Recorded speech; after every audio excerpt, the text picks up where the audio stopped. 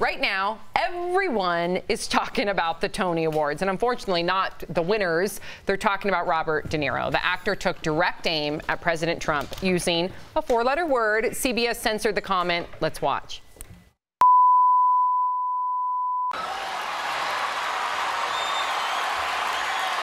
And De Niro didn't stop there. He also added, quote, "It's no longer down with Trump, it's F Trump." Our viewers have a lot to say about this. Mike Brook writes, "It was very inappropriate. Yes, we have freedom of speech, but these actors are all out of line about the president. Enough is enough." And David Fan says, "Appropriate? No. Fair game in America?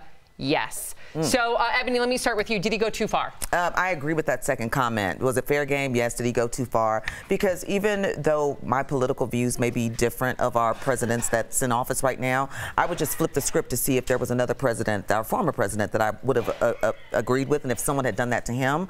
Just because he's the commander-in-chief or leader of the free world, I think it's a little bit just disrespectful. I think that when it comes to those type of things, we should have bounds. But if Robert De Niro meant it, please don't come back tomorrow and apologize. I'm so tired of people's apologies. Right, just stick with it. He's not going to apologize because De Niro has been very vocal since Trump was elected. He's also a New York guy. I think that he feels like he sees him in a way that's a lot different than a lot of other people see him, and I think that he's addressing him as just another New York guy. I don't know if, when you were talking about hijacking we've talked about hijacking the message.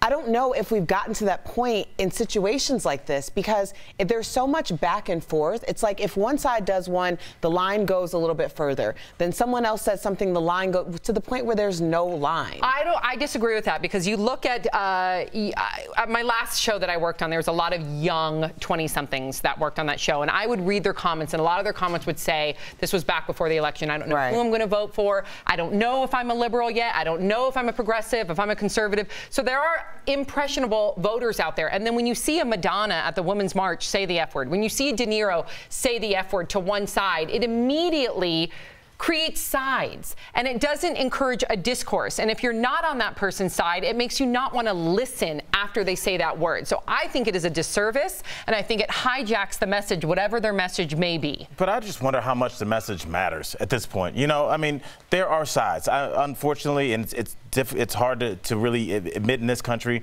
that there are two sides on this issue. Either you're with the president or you're not. Right. Don't talk to me about bad language. Our president started his presidency by openly talking about sexually assaulting women, and has gone on from there. He's called women in his pageants fat. He's aligned himself with, the Charlottesville, with those Nazis marching down the street, calling them fine people. So let's not act like his words aren't meant to hurt. He's called people no talent. He's called them terrible. It doesn't mean you have to be like him. It doesn't mean you have to be like him. But I'm just saying, like, let's not act like language is bothering us, because it's on both sides. All right.